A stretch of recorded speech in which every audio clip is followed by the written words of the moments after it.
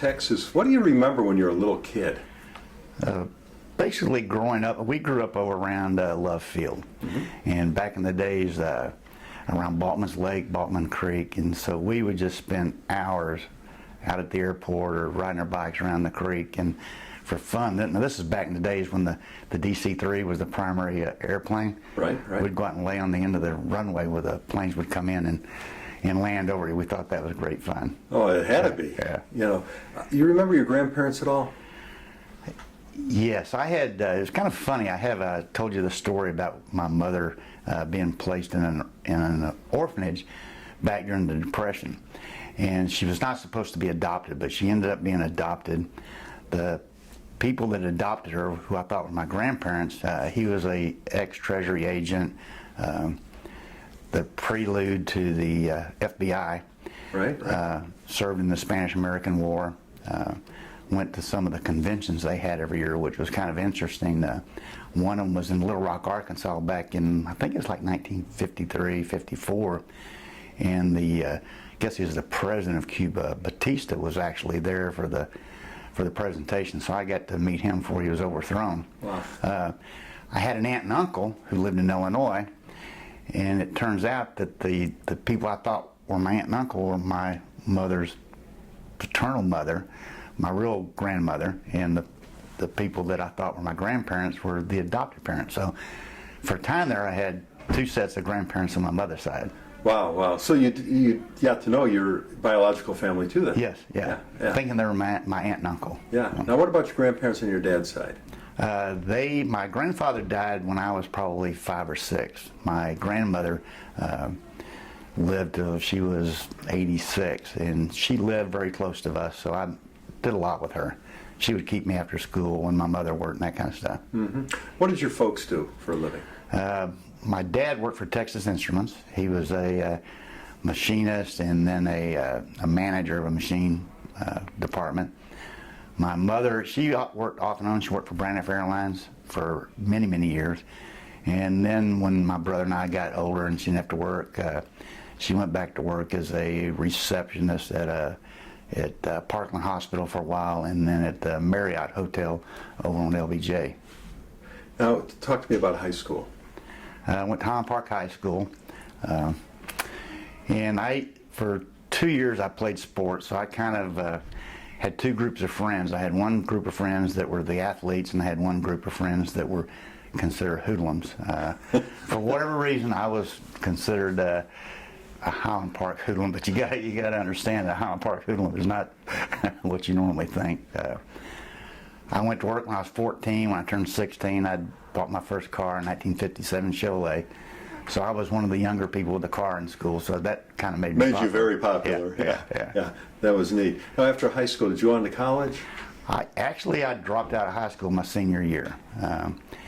Senior year, I did not have any plans of going to college, didn't know what I wanted to do, so I went down and enlisted in the Army one day, and then came home and told my parents I was quitting school and joining the Army. And the reaction? It was kind of mixed. I guess they were concerned like any parent would be. Of course, they didn't really say yes or no one way or the other because I was old enough and not a whole lot they could do, so they did about it, so they supported me. Okay, so now talk to me about that Army experience. Well, I went in early January of 1967, and originally when I went in, I wanted to fly helicopters because I thought that since I'm going to quit school and high school, I should try and learn something that would help me later in life when I get out of the Army. Now, was there somebody, though, when you made this decision, was there somebody mentoring you on this decision to quit school and go into the Army? No. This no. was just all by yourself? All by myself. All right, pick it up from where you were. So went in and took the aptitude test, said I could scored high enough on the aptitude test where I could do almost anything I wanted to. And then they give you a series of tests of what you would be suited for, those types of things. And so I wanted to go to Warrant Officer School and fly helicopters. And then after being in the Army, they discovered I was colorblind. If you're colorblind, you can't fly. Right. So they said, okay, we can't send you to a unit with an unassigned MOS. So you need to pick something But once you get into basic training, they have what they call a career day after you've been there. And if the job that you'd like to do, you can pick it then. So the choices they gave me when I went to basic were to be a infantryman, a medic, an MP, or a field wireman. I said, well, what is a field wireman? So it's like a guy that lays telephone lines. Okay, I'll do that one. But I figured that if you did infantry or MP, it was a direct shot to Vietnam. So I signed up for the field wireman school. They have career day because there was a school in New Jersey that was opening up, and it was a technical school for missile repair, and that's the one that they said I could sign up for. Well, at career day, they said, no, you've already signed up to be a wireman. That's what you've got to be. Okay, so I go to basic training at Fort Polk, Louisiana. Then I go to my MOS school that's at Fort Polk, Louisiana. And at graduation time, when you get out, the school had a history of when one class graduates, they would go to Germany. One class would graduate and they'd go to Korea. One class would graduate and they'd go to Germany. Well, the two prior classes, one had gone to Korea.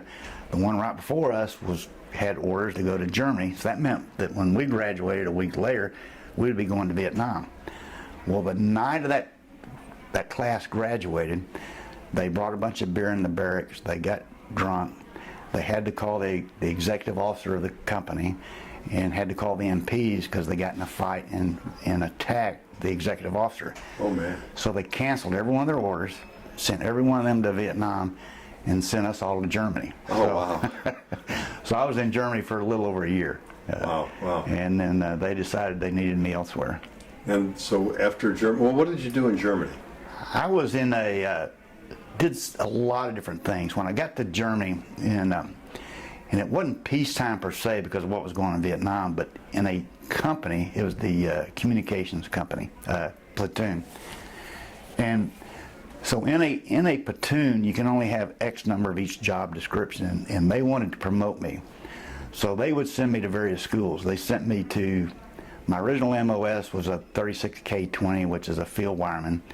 They sent me to a 72 Bravo school, which was a radio operator. Then they sent me to a teletype school to send and receive encrypted messages. Mm-hmm. And then they sent me to a small weapons school with the Green Berets down in Bad Toast, Germany. So all these things were designed to get me an MOS so that they could create a position to promote me to sergeant. And they'd made me an acting sergeant. I guess probably November of 1968, the first sergeant said at noon we're going to have a company formation in the motor pool, which is very unusual for us to do. And so at noon, they had the entire company out in the motor pool, and he said, when I read the following 5 names out, you men fall out in front of the company. So he started reading names out, and 2 out of my platoon were called out, and our platoon sergeant is going, what in the heck is going on? What'd y'all do? Did you get in trouble? We don't know. So he calls the 5th name, the 5th person comes out, and the first sergeant says, at the end of this formation, you 5 men go pack your bags because in 10 days you're going to be in Vietnam. Oh, boy. So it turned out it was a little more than 10 days, but not much more than that. Well, let me ask you a question now. You know, you're in Germany, and it was 20 years earlier was World War II, pretty much. How did the German people accept you guys out there? If you got in the small villages, the smaller hamlets and towns, they liked us. If you get in a town where there was a military base, they didn't tend to like us too much because we tend to cause a lot of problems. Okay. From drinking too much and things like that. Yeah. But no residual effect because of World War II? Not particularly. I was in a Pershing missile unit, which was a nuclear missile unit. Mm-hmm. And so at that time, our enemy was Russia. And so we would have places where we would shoot these tactical nuclear weapons, 25 megaton weapons. Most of those were headed to, we had 4 that you could shoot before you reload. And one time, one of them was going to go to Czechoslovakia, one of them was going to go to Hungary. These were military installations, and 2 of them actually were going to go to Berlin, because that was a very large concentration of Russian soldiers there. So when they would see us, they being the villagers of these small towns going to these various sites, they'd all stop and wave, and if they had American flag, they'd wave the flag. So they were very nice to us. Now some areas in southern Germany that had a very strong Nazi background, there was a lot of animosity from them. Yeah, I can imagine. All right, Vietnam. So I come home from Germany on December 2nd. I asked my current wife out for our first date on December 4th. We get married December 20th, and I leave January 2nd. So we had a whirlwind. Of course, I had known my wife all through junior high school and everything like that. So you leave from here, and I go to Fort Lewis, Washington. That's just outside of Tacoma. And they were having the worst snowstorm they'd had in the last 2 decades, and they sent us there for jungle familiarization. They're going to give us jungle training. And there's like 8 inches of snow everywhere. And of course you have the uniforms that you're going to wear in Vietnam. So you have summer type uniforms on. And they take you through various scenarios, and I was probably killed in those scenarios 4 or 5 times. You know, stepping on trip mines, being shot, those types of things. So I didn't think the future was looking very bright at that time. And so you get on a plane, you fly. We flew from here to Anchorage, Alaska, then we flew to Tokyo, and then we land in Vietnam. So we've gone through 4 environments where the temperatures were, you know, freezing, snow, below freezing. And you land in Vietnam, they open the door on that plane, and that 110-degree heat hits you.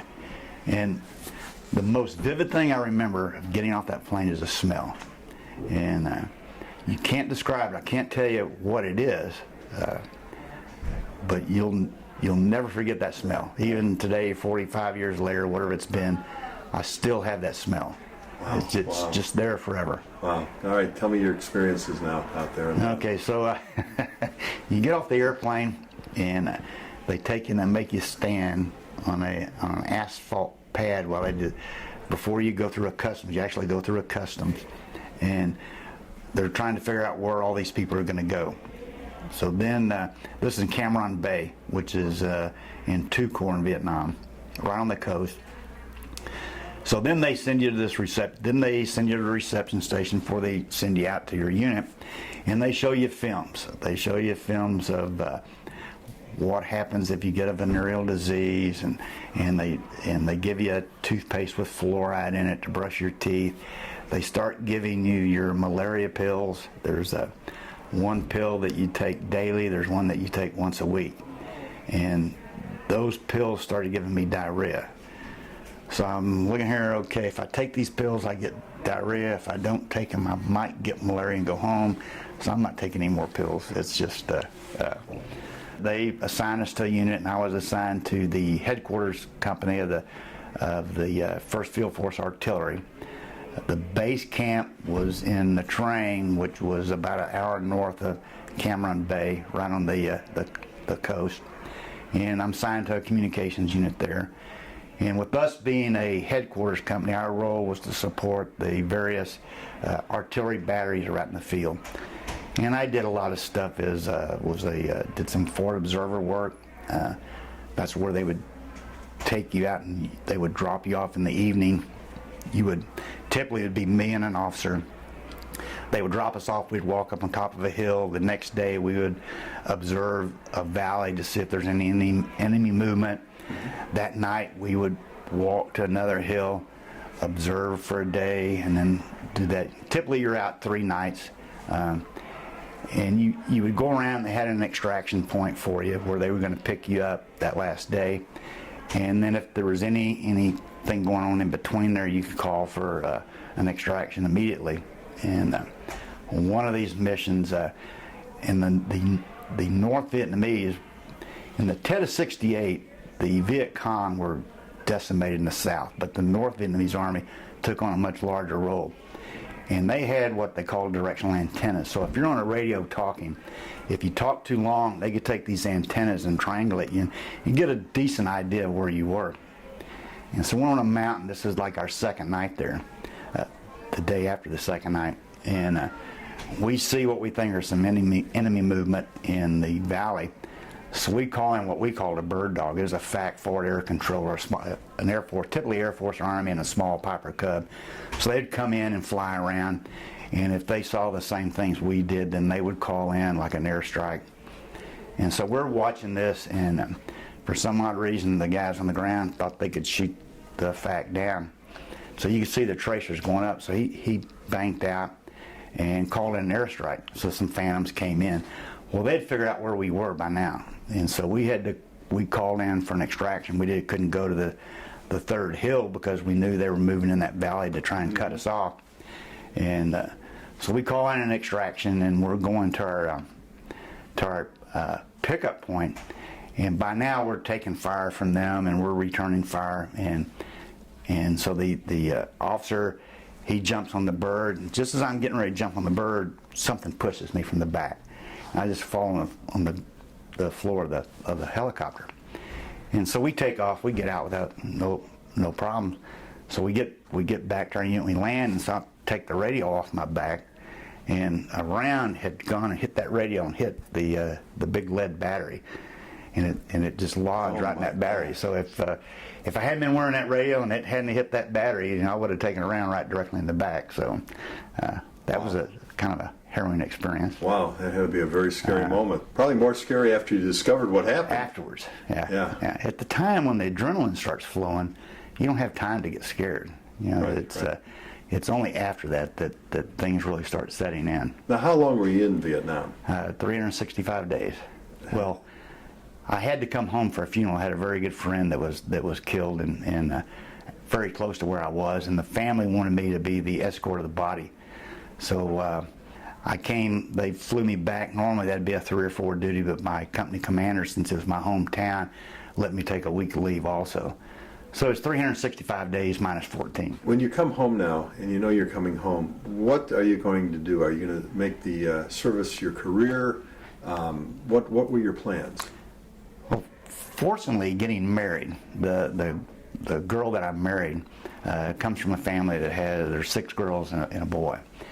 And her 2 older sisters, both of them had gone to college, married people that had gone to college. So in the Army, I decided I was going to come home and go to college. I had grown up and matured quite a bit, so I knew I was going to go to college. What I was going to do, I had not decided yet. Now, when you came home, where did you go to school? East Texas State University. And were there some guys there that kind of talked you out of playing football? You come home from Vietnam, and I'm 5'10", 165 pounds, really good shape. And this being a small school, what I thought was a small school, I'd go out and try and play football because I played all through high school and played some in the Army. So I can play linebacker. I'm pretty fast and in really good shape. So I had a brother-in-law there, and he took me around one day meeting people. And I met 3 football players from the team. One was Harvey Martin, who played defensive end for the Dallas Cowboys. One was Dwight White, who is known as Mad Dog White for the Pittsburgh Steelers. Another gentleman that was drafted ahead of them by the Eagles but failed a physical. There was a defensive back that played for 10 years for Green Bay. The quarterback went on to play in the NFL. And I looked at those people, and the defensive line was 6'5" and 265 pounds. And I said, there's no way in heck I'm going to even attempt to do that. Yeah. So I just dedicated all my time to studies. And, right. A smart move, I think. Smart move. And I think, even though I quit school my senior year, going to Highland Park academically prepared me, because I'd been out of school for 3 years. They let me in provisionally because I hadn't taken the SATs yet. So I took the SATs and did okay. And then was married, had a child born while I was in school, and I actually graduated in 3 years. So I think my academic upbringing from Highland Park and then the military helped me dedicate it so I could graduate in 3 years. And what business did you get into? When I graduated from school, I got a teaching degree, a certificate. So I thought I wanted to teach. And the first year out of school, I couldn't get into the district I wanted, which was Richardson. And so that first year, I worked I sold life insurance for a while. I then went to work for Texas Instruments as a machinist. and didn't know what a machine was. I got the job because my dad had been there, and he was able to get me the job. So I worked there for a year, and then a teaching position in Richardson came up. So I taught school for 2 years, and the first year I taught school, my base pay was $5,300 a year. And it was really difficult to support a wife and 2 kids on $5,300 a year. So I always had a part-time job when I taught school. And after 2 years, I left there and went back to Texas Instruments. And they hired me in at $2.97 an hour, which was more than I could make teaching school. So I worked basically for Texas Instruments. I worked there for 9 years. They started a company up in Dallas called MozTech. Some ex-TIers did, and they recruited me, got me to go over there. I worked there for a year, and they went broke. So then I went to work for Martin Marietta in Orlando, Florida for 3 years, and then an opportunity to come back to Dallas and go to work for TI came up, so I came back and then worked for TI for another 25 years. And you have 3 kids. Tell me where they are. They're all in Frisco. Oh, they're all in Frisco. Yeah. Married? They're all married. I have, my oldest son is married. He has an 11-year-old son and then twin 8-year-olds. My middle one is a son, and he actually lives in Little Elm right now, but he's getting ready to move to Frisco. He's married. He has a son and a son on the way. And then my daughter is married. She lives in Frisco, and she has a daughter. Great. So what advice does Grandpa have for those kids? Always give everything your best. You know, whatever it is you do in life, try as hard as you can. Don't be afraid to fail, because if you don't fail, you're never going to learn. And then always treat people the way you'd want to be treated. Did a great job, man. I hope so. Yeah, you did.